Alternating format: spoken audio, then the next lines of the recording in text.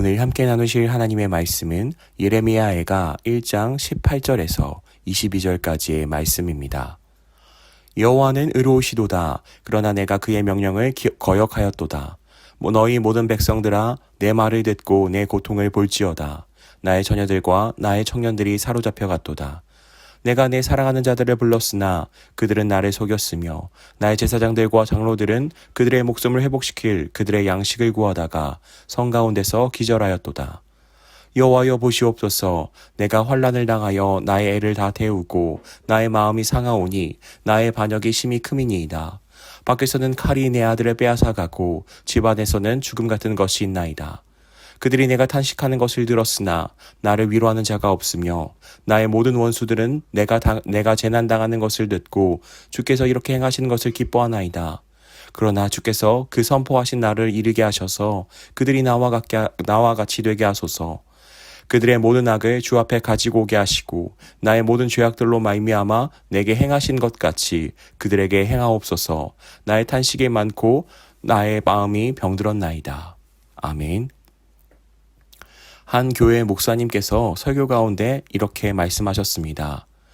사람은 사랑의 대상이지 믿고 의지할 대상이 아니다. 이처럼 사람을 향한 기대와 믿음은 결국 한계를 드러냅니다. 그렇다면 사람이 온전히 기대하고 믿을 수 있는 대상은 누구일까요? 오늘 말씀 가운데서 한 여인으로 의인화된 시온성은 다시 하나님을 바라보기 시작합니다. 예레미야는 시온성 남유다 공동체를 한 사람의 여인으로 의인화시켜 그 슬픔을 말하고 있습니다. 다시 한번 여호와 하나님의 의로우심에 대해 고백합니다. 하나님은 의로우신데 나는 그 의로우신 하나님의 말씀을 거역했다고 고백합니다. 이처럼 죄의 본질은 결국 하나님과 그분의 말씀을 거역하는 것이고 반역하는 것입니다. 그 거역에 대한 참담한 결과를 지금 마주합니다. 18절 말씀 가운데 나의 처녀들과 나의 청년들이 사로잡혀 갔도다. 예루살렘은 함락되었고 성전은 파괴되었으며 백성들은 포로로 잡혀가는 끔찍한 상황에 이 상황을 마주하고 슬퍼합니다. 바벨론과 싸웠다가 처참하게 무너진 남유다. 그들은 무턱대고 바벨론과 싸웠을까요? 남유다는 나름대로 믿는 구석이 있었습니다. 그것은 바로 애굽, 이집트였습니다. 애굽이 유다를 돕겠다고 약속해놓고는 끝내 돕는다는 약속을 지키지 않았습니다. 19절 말씀 가운데 내가 내 사랑하는 자들을 불렀으나 그들은 나를 속였으며 라는 이 말은 유다를 외면한 애굽과 주변 나라들을 향한 배신감을 나타내는 것입니다. 지금의 고통스러운 상황도 힘든데 믿었던 자들의 배신은 그 고통을 가중시키고 있습니다. 적들에게 포위되었던 예루살렘의 끔찍했던 장면을 예레미야는 이렇게 표현합니다. 그들은 나를 속였으며 나의 제사장들과 장로들은 그들의 목숨을 회복시킬 그들의 양식을 구하다가 성 가운데서 기절하였도다. 성의 지도자들, 리더십의 상황이 이러한데 백성들의 삶은 더욱 비참했을 것입니다. 이제 여인은 사람에게서 하나님께로 시선을 돌립니다. 20절에 이렇게 고백합니다. 여호와여 보시옵소서.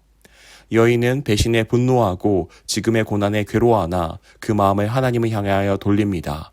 다시 한번 이 환난을 당하여서 자신의 애간장이 다 녹았음을 고백하며 자신의 죄를 하나님 앞에 자복합니다. 하나님께 죄를 시인하고 하나님의 용서와 자비를 구하는 것입니다.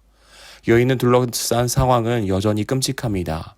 밖에서는 아들을 빼앗아가는 사륙이 있고 집 안에는 죽음이 있습니다. 여인은 고통 가운데 슬퍼하여 탄식하는 가운데도 그저 넋두리가 아닌 하나님을 향한 마음을 두고 탄원하고 있습니다. 이제 사람에게서가 아니라 하나님께로 기대와 소망을 두는 것입니다. 하나님께 탄원하며 원수들을 향해서 저주를 퍼붓습니다. 이 말씀을 우리는 어떻게 받아들여야 될까요? 원수들을 향한 저주를 퍼붓는 것이 우리는 어떻게 받아들여야 할까요? 예수님께서는 원수까지도 사랑하라고 말씀하셨습니다. 마태복음 5장 44절 말씀 가운데 이렇게 말씀합니다. 나는 너희에게 이르노니 너희 원수를 사랑하며 너희를 박해하는 자를 위하여 기도하라. 이런 말씀과 예레미야 애가 시편에 나오는 저주시는 서로 충돌하는 말씀일까요? 여기서의 핵심은 원수와 대적을 향한 저주를 정당화하기 위함이 아닙니다. 사람이 아닌 하나님 앞에 아뢰는 것이 이 저주시의 핵심입니다. 어떤 목사님이 사모님과 부부싸움을 하시고 하나님 앞에 기도하셨다고 합니다. 기도하시면서 본인의 억울함과 답답함을, 사모님에 대한 책망 등을 모두 하나님 앞에 쏟아 놓으셨습니다. 기도하는 가운데 목사님이 기도하시는 내용을 하나님께서 들어주신다라는 마음이 강하게 드셨다고 합니다. 그리고 목사님이 마음을 쏟아내시는 것이 마무리 되자 이런 마음이 드셨다고 합니다. 다 말했니? 이제 그럼 내가 들을 차례다. 그러면서 사모님의 입장을 생각하게 되고 사모님이 가지실 그 힘듦과 억울함을 느끼게 하셨다고 합니다. 이처럼 저주가 핵심이 아니라 하나님께 아뢰는 것에 핵심이 있습니다. 누구를 향하여서 원망과 저주를 사람 앞에 털어놓으면 분노와 큰 갈등이 일어납니다. 반면 하나님께 쏟아놓을 때 하나님이 들으시고 그 가운데 하나님의 마음을 부으실 것입니다. 오늘 말씀을 통한 우리의 교훈을 살펴보기를 원합니다.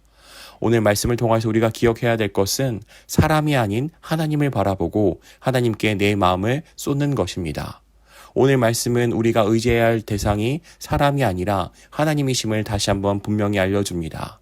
사람을 의지할 것이 아니라 나의 마음을, 나의 삶을 하나님께로 돌이키며 죄를 회개하는 것이 우리 가운데 진정한 소망이 될 것입니다. 하나님께서는 우리가 자복하며 탄원하는 이 기도를 결코 외면치 않으십니다. 그 하나님을 기대하는 마음을 갖고 우리가 하나님 앞에 우리의 마음을 쏟아놓는 하나님의 자비와 긍휼을 구하는 우리가 되어지기를 주님의 이름으로 축복합니다. 기도하겠습니다. 좋으신 하나님 아버지, 감사합니다. 주님, 우리가 삶을 살아가면서 많은 마음에 품는, 의지하는 대상들이 있습니다. 그러나 그 모든 것들이 우리를 결코 책임져 줄 수 없음을 우리가 잊지 않기를 원합니다. 우리를 온전히 책임져 주실 수 있느니 우리가 의지할 분은 오직 하나님이심을 우리가 잊지 않게 하여 주시옵소서. 그 하나님께 우리의 마음을 돌이키며 나아갑니다. 주님, 우리가 사람한테 하소연하는 것이 아니라, 사람 앞에 털어놓는 것이 아니라 하나님 앞에 우리의 마음을 털어놓게 하여 주시옵소서. 하나님 앞에 우리의 마음을 온전히 드릴 수 있도록 도와주시옵소서. 우리가 우리의 마음을 주님 앞에 드릴 때 하나님께서 우리의 마음을 만지시고 하나님의 마음으로 채우실 것을 기대합니다. 우리를 위로하시고 회복시키시며 하나님의 뜻 가운데서 다시 세우실 것을 기대합니다. 주님의 도우심과 은혜를 바라옵고 감사드리오며 주 예수 그리스도의 이름 받들며 기도 올리옵나이다. 아멘.